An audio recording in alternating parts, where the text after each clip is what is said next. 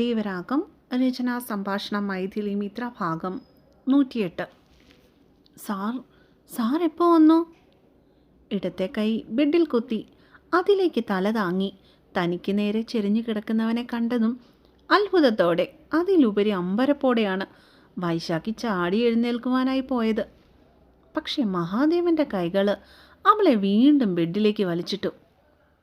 സാറെപ്പോൾ വന്നു? അവൻ്റെ മുഖത്തേക്ക് വൈശാഖി കണ്ണുകൾ വിടർത്തി നോക്കി. കണ്ടിട്ടും കൊതി തീരുന്നില്ല എന്നതുപോലെ. ഞാൻ വന്നിട്ട് 10-28 വർഷങ്ങളായി പെണ്ണെ. മീശ പിരിച്ചു വെച്ചുകൊണ്ട് ചെക്കൻ അവളെ നോക്കി കളിയാക്കി. പക്ഷേ അവൻ്റെ ആ കളിയാക്കിയുള്ള പറച്ചിൽ പോലും വൈശു കേട്ടില്ല എന്ന് പറയുന്നതാവും കൂടുതൽ ശരി. കാരണം അവൻ വന്നതിൻ്റെ സന്തോഷത്തിൽ പെണ്ണതൊന്നും അത്രയ്ക്ക് അങ്ങോട്ട് കാര്യമാക്കിയിട്ടില്ല. പറ സാറേ, എപ്പോഴാ വന്നേ? ഒത്തിരി നേരായോ?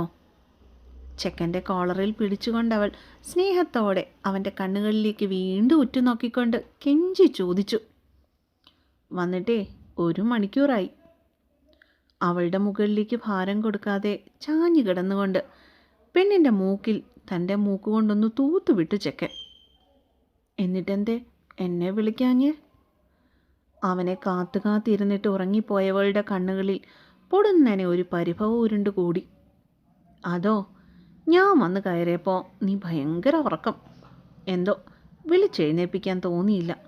കുളിച്ച് ചോറും കഴിച്ചിട്ട് വന്നപ്പോഴേക്കും ദേ ഇത്രയും നേരമായി. വൈശുവിൻ്റെ മൂക്കിൻ തുമ്പിൽ അവൻ തൻ്റെ ചുണ്ടുകളെ മുട്ടിച്ചു വെച്ചുകൊണ്ട് പറഞ്ഞു. മഹാദേവൻ്റെ നിശ്വാസം നെറ്റിയിലേക്ക് അടിച്ചതും വൈശാഖിയിൽ പൊടുന്നനെ ഒരു വിറയലുണ്ടായി. സാർ, ഒരേങ്ങലോടെ പെണ്ണ് വിളിച്ചു. എന്തോ?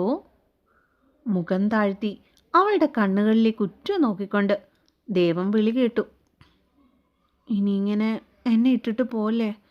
എനിക്ക് സാറിനെ ഒത്തിരി മിസ്സായി. പെണ്ണിൻ്റെ ചുണ്ടുകൾ കൂർത്തു. ശരിക്കും? ആ വാക്കുകൾ കേട്ട് ഹൃദയം നിറച്ചവൻ്റെ ചുണ്ടുകളിൽ പൊടുന്നനെ ഒരു പുഞ്ചിരി വിരിഞ്ഞു. ശരിക്കും ഒത്തിരി മിസ്സായി. സാറിനോ? അവൻ്റെ കഴുത്തിന് ചുറ്റിനുമായി കൈകൾ കൊണ്ട് വട്ടം ചുറ്റുന്നതിനിടയിൽ അവൾ ചോദിച്ചു. പറയണോ? വല്ലാത്തൊരു ഭംഗിയോടെ അവൻ ആ പെണ്ണിനെ കടാക്ഷിച്ചു. വൈശുവിൻ്റെ കണ്ണുകളിൽ അവനെ കേൾക്കാനുള്ള ആകാംക്ഷ തിങ്ങി. പറയാം, പക്ഷേ എനിക്കെന്താ?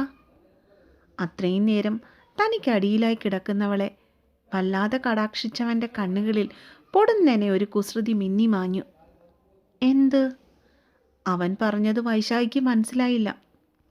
എനിക്കെന്ത് തരൂന്ന് അവൻ ആ ചോദ്യം വിശദീകരിച്ചു. സാറിന് എന്താ വേണ്ടേ? എന്തിനും തയ്യാറെന്ന പോലെ വൈശു ചിരിച്ചു. എന്തും തരോ? അവനിലൊരു വല്ലാത്ത ചിരി പൊടുന്നനെ മിന്നി മാഞ്ഞുപോയി. തരൂല്ലോ, അവൾ ഉറപ്പു നൽകി.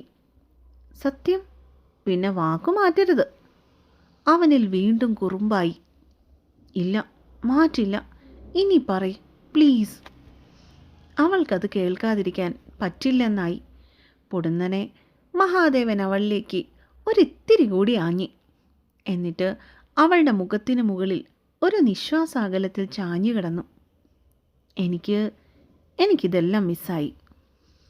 അവളുടെ നെറ്റിയിൽ നിന്നും മൂക്കിന് മുകളിലൂടെ താഴേക്ക് ചുണ്ടുകൾ ഇഴയ്ക്കുന്നതിനിടയിൽ മഹാദേവൻ അവളോട് രഹസ്യം പോലെ പറഞ്ഞു കൊടുത്തു. സാർ. കുളിര് കോരുന്നത് പോലെ തോന്നിയ വൈശാഖിയിൽ നിന്നും പെട്ടെന്ന് ഒരേങ്ങൽ പുറത്തേക്ക് തെറിച്ചു. പിന്നെ ഇതും. അവളുടെ ആദരങ്ങൾക്ക് മുകളിൽ എത്തി നിന്ന ദേവൻ്റെ ചുണ്ടുകൾ അതിലൊന്ന് മുത്തിച്ചുവപ്പിച്ചുകൊണ്ട് വീണ്ടും സ്വകാര്യം പറഞ്ഞു. സാർ. അവൻ്റെ പിൻകഴുത്തിൽ പിടിമുറുക്കിയ വൈശാഖിയുടെ ദേഹം ആ സമയം അല്പം മുകളിലേക്ക് വളഞ്ഞു പോയിരുന്നു. പിന്നെ ഇതും ഇവിടെയൊക്കെ മിസ്സായിന്നാ തോന്നുന്നേ. മഹാദേവൻ്റെ ചുടികൾ അവളുടെ ചുണ്ടുകളിൽ നിന്നും താഴേക്കിഴഞ്ഞ് കഴുത്തിലൂടെ സഞ്ചരിച്ച് മറ്റെന്തൊക്കെയോ തേടി താഴേക്ക് നീങ്ങാൻ വേണ്ടി തുടങ്ങിയതും വൈശാഖി അവൻ്റെ ചുണ്ടിന് മുകളിൽ തൻ്റെ വലം കൈപ്പത്തി വെച്ച് പൊതിഞ്ഞു പിടിച്ചു. മാറ്റി സാർ, എനിക്ക് വല്ലാണ്ടാവാം. പിടയുന്ന കണ്ണുകളോടെ അവൻ്റെ മുഖത്തേക്ക് കണ്ണുകൾ പായിച്ചവൾ. അതേസമയം ദേവൻ്റെ കണ്ണുകളും അവളുടെ മുഖത്തെ ഭാവങ്ങളിലേക്കായിരുന്നു ഒരു ചിരിയോടെ പോയത്. എന്താ ആവുന്ന വൈശാഖിയെ? വൈശുവിൻ്റെ നെഞ്ചിന് മുകളിൽ നിന്നും തിരികെ മുകളിലേക്ക് ഇഴഞ്ഞ് പെണ്ണിൻ്റെ ചുണ്ടിന് മുകളിലായി എത്തി നിന്ന ദേവൻ്റെ അധരങ്ങളിൽ നിന്നും അവളെ മയക്കുവാൻ എന്ന വണ്ണം ഒരു ചോദ്യം ഉയർന്നു. പോന്ന്. നാണം കൊണ്ട് പൂത്തുലഞ്ഞ പെണ്ണ് തൻ്റെ ഈ കണ്ണുകൾ ഇറുക്കി അടച്ചു കളഞ്ഞു. ആ ഒരുവനെ നോക്കാനുള്ള ശേഷി അവൾക്ക് ആ നേരെ ഇല്ലായിരുന്നു. ഹ, പറ എൻ്റെ വൈശുക്കൊച്ചേ, എന്താ ആയേ? അവൻ അവളെ വിടാനുള്ള ഭാവമില്ലായിരുന്നു. പറയില്ല എന്ന രീതിയിൽ കണ്ണുകൾ പൂട്ടിക്കൊണ്ട് തന്നെ പെണ്ണ് തലയൊന്ന് ഇളക്കി കാട്ടി. എന്നാ പറയണ്ട, പക്ഷേ ഞാൻ പറയിപ്പിക്കും. അവളുടെ കൺപോളകൾക്ക് മുകളിൽ ഒന്ന് ഊതിക്കൊണ്ട് ചെക്കൻ തൻ്റെ ശരീരത്തെ മെല്ലെ അവളിലേക്ക് അമർത്തി. സർ. വൈശാഖി പൊടുന്നനെ കണ്ണുകൾ തുറന്നു. പറയിക്കട്ടെ. പെണ്ണിനെ തൻ്റെ കണ്ണുകളിൽ കുരുക്കി നിർത്തിയവൻ. അവളവനെ കേൾക്കുന്നില്ലായിരുന്നു. പകരം അവൻ്റെ കണ്ണുകളിലേക്ക് നോക്കി സർവം മറന്നു കിടക്കുകയാണ് ചെയ്തത്. വൈശു വലങ്കയുടെ തള്ളവിരലുകൊണ്ട് പെണ്ണിൻ്റെ ഇടംകവിളിൽ മെല്ലെ തഴുകുമ്പോൾ അവനും സ്വയം മറന്നു പോയിരുന്നു. പെണ്ണിൻ്റെ മൂളലിന് പോലും വല്ലാത്തൊരു മനോഹാരിതയായിരുന്നു. നിന്നെ വേണമെന്ന് തോന്നുവാടി.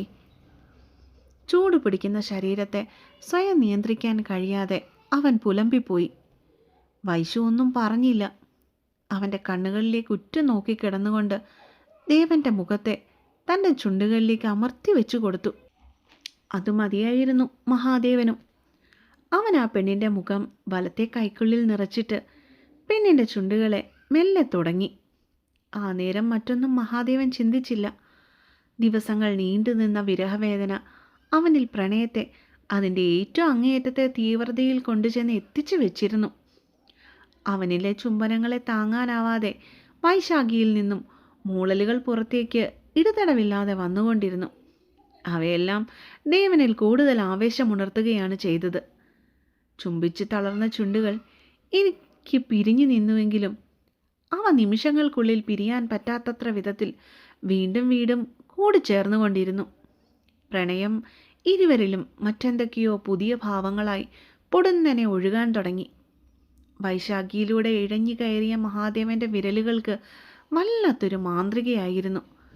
അവളിലെ പെണ്ണിനെ ഉണർത്താൻ പോന്ന ഒരു മായാജാലക്കാരൻ്റെ മാന്ത്രിക.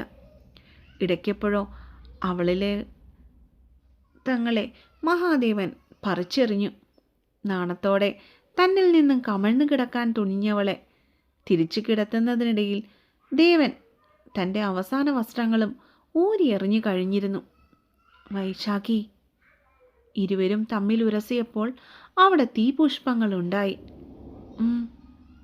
അവനെ തന്നിലേക്ക് ക്ഷണിക്കുമ്പോൾ അവളിൽ നിന്ന് നാണമെന്ന വികാരം പൂർണ്ണമായിട്ടും മാറിയിരുന്നു. പകരം അവരെ അറിയാനുള്ള കൊതിയായിരുന്നു മുന്നിട്ട് നിന്നത്. മഹാദേവൻ ഒരഗ്നിയായിരുന്നു ആ സമയം. അവളോ അവനെ ലയിപ്പിക്കുവാൻ പോന്ന ജലവും. വൈശാഖിയുടെ പൂ പോലെയുള്ള അവളിൽ നിന്ന് മുഴുവനും ഒരിടം പോലും അവശേഷിക്കാതെ അവൻ്റെ ചുണ്ടുകൾ അലഞ്ഞു തിരിഞ്ഞു നടന്നു. തൊട്ടും തലോടിയും ചുംബിച്ചുമൊക്കെ അവളിലെ പെണ്ണിനെ അവൻ വല്ലാതാക്കിക്കൊണ്ടിരുന്നു. ഒടുവിൽ ഇനിയും പിടിച്ചു നിൽക്കാൻ വയ്യെന്നായ തോന്നിയപ്പോഴാണ് മഹാദേവനെ അവൾ തന്നിലേക്ക് അമർത്തി വെച്ചത്. വൈശു. ഒരു ചോദ്യത്തോടെ അവളിലേക്ക് കണ്ണെറിഞ്ഞവൻ അവളുടെ സമ്മതം ചോദിക്കുകയായിരുന്നു. മഹിയേട്ടാ. സ്വയം മറന്ന് ആ പേര് വിളിച്ചവൾ. അവളിലേക്ക് ഇറങ്ങാൻ തുടങ്ങിയവന് ആ വിളി ഒന്നും മതിയായിരുന്നു അവളെ കട്ടെടുക്കാൻ. മഹിയേട്ട എന്ന ആ പേര് മനസ്സിൽ പതിപ്പിച്ചുകൊണ്ടാണ് അവൻ ആ പെണ്ണിലേക്ക് യാത്ര തുടങ്ങിയതും. ആ 4 ഭിത്തിക്കുള്ളിൽ തങ്ങി നിന്ന അവളുടെ ഉച്ചത്തിലുള്ള ശബ്ദങ്ങൾ പിന്നീടെപ്പോഴോ പതിയെ നിലച്ചു തുടങ്ങി. വിയർപ്പിൽ കുളിച്ച മഹാദേവൻ വൈശാഖിയുടെ നെഞ്ചിന് മുകളിൽ തളർന്നു കിടന്നപ്പോൾ ആദ്യമായി അനുഭവിച്ച അനുഭൂതിയിൽ മനസ്സ് നിറച്ച് കണ്ണുകൾ അടച്ചു കിടക്കുകയായിരുന്നു പെണ്ണവൾ. അപ്പോൾ കാത്തിരിക്കുക കേട്ടോ. അപ്പോൾ പിള്ളേരെ, മഹിയേട്ടൻ എത്തിയിട്ടുണ്ടേ. ബാംഗ്ലൂരിൽ നടന്ന കാര്യങ്ങളെ അടുത്ത പാട്ടിൽ പറയാം കേട്ടോ. അപ്പോൾ വീണ്ടും വീണ്ടും പറയുകയാണ്, ഒരുപാട് പേര് ഈ സ്റ്റോറി കേൾക്കുന്നുണ്ട്.